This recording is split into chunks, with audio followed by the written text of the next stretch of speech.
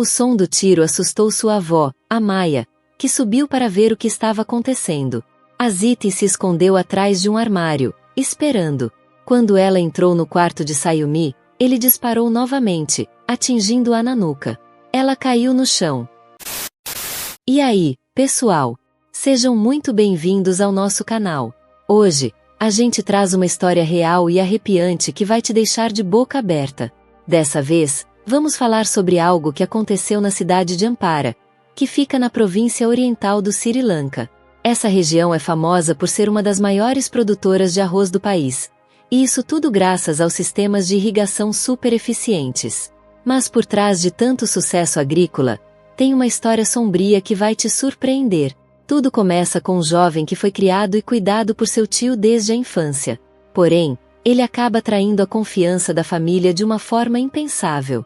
O que parecia ser apenas uma fase difícil, com problemas financeiros, um estilo de vida mais irresponsável e a ganância tomando conta, se transforma em uma tragédia que ninguém poderia prever. E o pior, revela um segredo que estava guardado há muito tempo e que muda tudo de uma vez só. Você deve estar se perguntando o que realmente aconteceu nessa história tão complicada. Então, fica com a gente, porque vamos contar tudo em detalhes.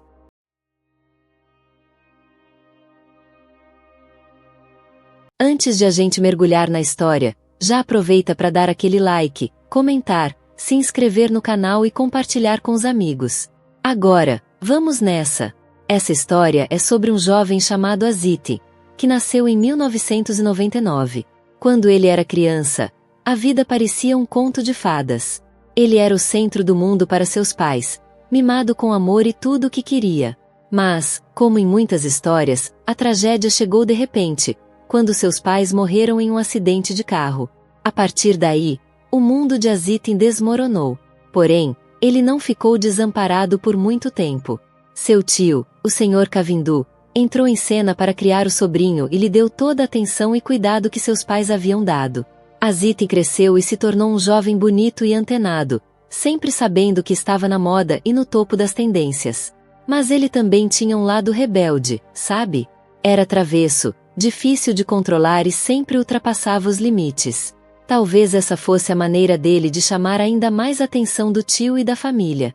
Durante esse período, ele estudava na faculdade de Ampara, uma cidade cheia de vida onde ele passava a maior parte do tempo.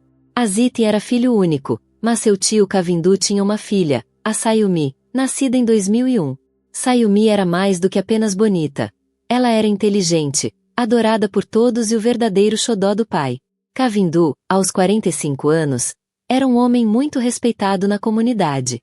Ele possuía grandes terras agrícolas, administrava um negócio imobiliário de sucesso e ainda gerenciava uma oficina mecânica. Sua esposa, Tarushi, era uma dona de casa dedicada, cuidando de tudo em casa com muito capricho. Além de Aziti, Sayumi, Kavindu e Tarushi, morava com eles a avó de Aziti, a Maia, a mãe de sua falecida mãe, que tinha 65 anos. Juntos, os 5 formavam uma família unida, vivendo sob o mesmo teto. E não era só pela riqueza que essa família era admirada, não. Eles também eram respeitados pela educação e pelo coração generoso. Sayumi, então, era a menina dos olhos de todos. Ela era dedicada, respeitosa e muito interessada no trabalho do tio, principalmente no ramo imobiliário. Já pensava em seguir os passos dele nos negócios. Aziti, por outro lado, era totalmente o oposto. Ele vivia atrás de status e estilo, sem se preocupar com nada mais. Sua vida era voltada para os prazeres, como festas, gastar sem pensar, faltar nas aulas e nem um pingo de interesse pelos negócios da família. Parece que Aziti não se dava conta, ou simplesmente não se importava, que a família de seu tio estava pagando tudo para ele. Eles davam o que ele precisava, mas ele continuava sendo ingrato. Em vez de agradecer, ele vivia em constante conflito com Kavindu, o tio. Essa atitude era, provavelmente, reflexo do excesso de mimos que ele recebeu dos pais falecidos, o que acabou criando um senso de direito. Seus dias se resumiam a navegar nas redes sociais, participar de reuniões desinteressadas e ostentar a riqueza do tio online. Esse comportamento, claro, enfureceu Kavindu, que já não via mais o potencial de Aziti sendo aproveitado. E aí, finalmente, Kavindu se cansou. Completamente frustrado com a preguiça, a imprudência e os gastos sem controle de Aziti, ele tomou uma decisão: cortou a mesada do sobrinho. Kavindu esperava que isso fizesse Aziti aprender o valor do dinheiro, se tornasse mais independente e quem sabe até ajudasse nos negócios da família. Só que, infelizmente, o plano não saiu como esperado. A falta de dinheiro fez o afastamento entre os dois só aumentar. Desesperado por dinheiro, Aziti foi atrás de sua tia, Tarushi. Com um discurso emocionado e histórias convincentes, falou sobre taxas da faculdade, projetos de pesquisa, estágios e uma infinidade de desculpas. Ele conseguiu persuadi-la a lhe dar grandes quantias. Tarushi, que não suportava ver o sobrinho em apuros, acabava cedendo, mas quando Kavindu descobria, as discussões eram intensas. Aziti, então, começou a evitar voltar para casa, o que deixava sua tia ainda mais irritada. Mesmo assim, ela continuava a ajudá-lo em segredo, na esperança de que isso fizesse voltar para casa. Segundo Sayumi, Aziti não estava usando dinheiro para a faculdade. Em vez disso, ele estava fazendo festas em hotéis de luxo, sempre pagando as contas para os amigos. Amava comprar coisas caras, exibi-las nas redes sociais e perseguir o sonho de se tornar uma celebridade. No fundo, parecia que ele só queria se exibir, mais do que realmente conquistar algo significativo. Até que, em maio de 2020, Aziti voltou à casa do tio, exigindo uma grande quantia em dinheiro. As explicações que ele dava eram vagas, e sempre que Kavindu ou Tarushi tentavam entender melhor, ele dava desculpas que não faziam sentido. Quando eles insistiam em saber o motivo, Aziti se colocava na defensiva, acusando-os de invadir sua privacidade. Tudo o que ele queria era o dinheiro, sem questionamentos. Mas Kavindu não era de dar dinheiro sem entender o porquê. Pra que você precisa disso? Se não puder me dizer, não vai receber nada, disse ele, com firmeza. Irritado, Kavindu lembrou a Aziti que ele precisava começar a ganhar seu próprio dinheiro e parar de viver de forma irresponsável. Ele acreditava que o sobrinho só queria mais dinheiro para fazer festas. A situação ficou ainda pior quando Aziti revelou que queria o dinheiro para casar e sair de casa.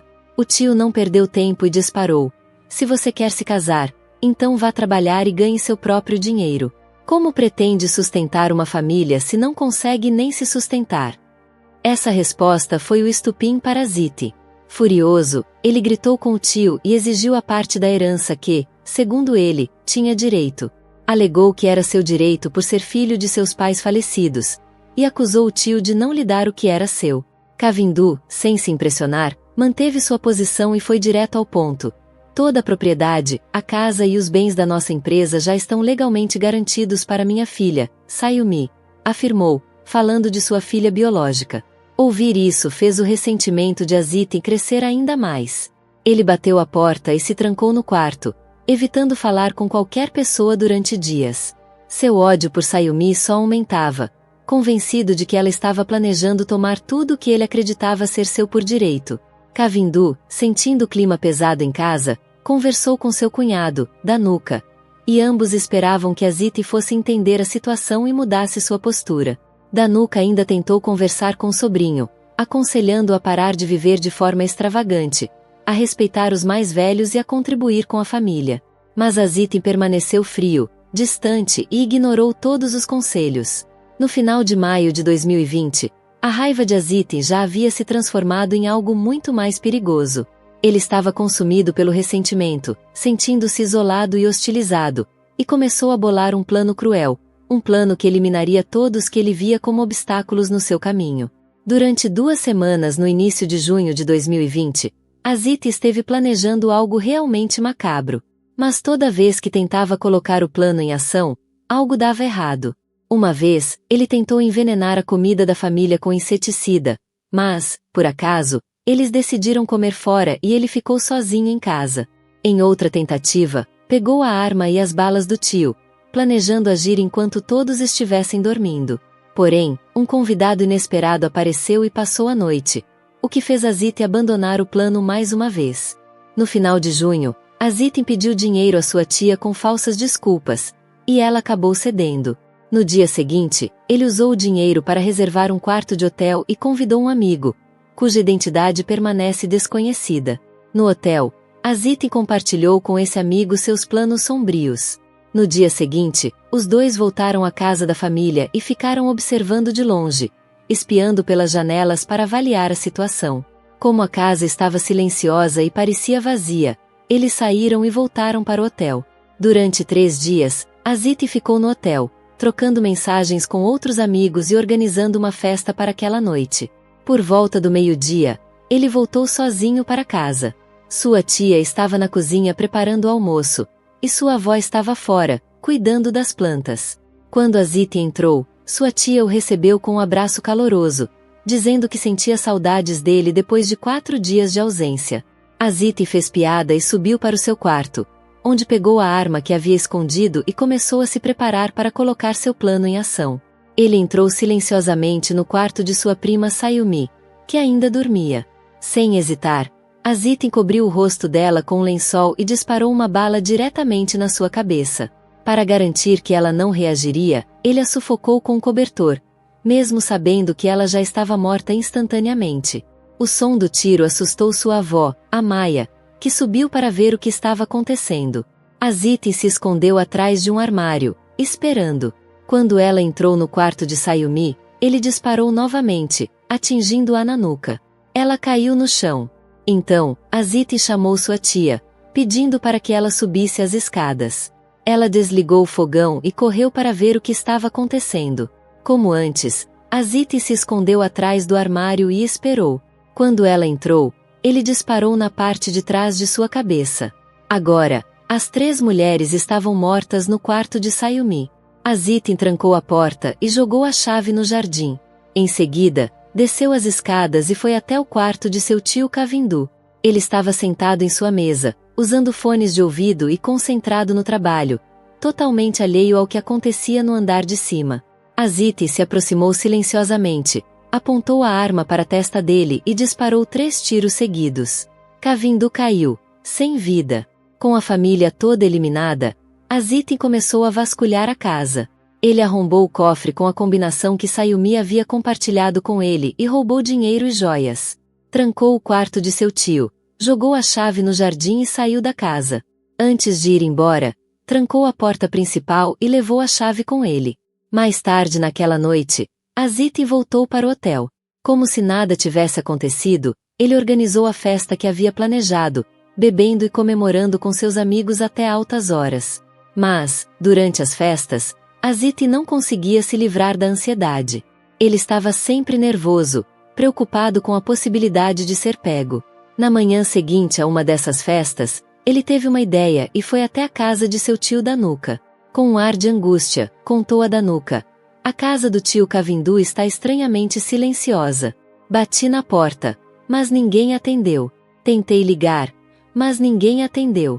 As luzes estão apagadas, mas todos os carros estão na garagem e na entrada da garagem." Preocupado, Danuka e Aziti foram até a casa de Kavindu. O local parecia deserto. Danuka pegou uma escada emprestada e pediu para Aziti subir até o telhado e olhar pelas janelas do andar de cima. Aziti subiu e, de forma dramática, começou a gritar e chorar, dizendo que havia visto os corpos sem vida da família lá dentro. Danuka, apavorado, chamou a polícia imediatamente. Quando os agentes chegaram, não demoraram a confirmar o que parecia uma cena de filme de terror. 4 membros da família haviam sido brutalmente assassinados. Aziti, como esperado, fez uma performance convincente, chorando histericamente e conseguindo a simpatia de todos, inclusive de Danuka. No começo, a polícia achou que poderia ter sido um roubo. A casa estava bagunçada, o cofre vazio e os móveis revirados.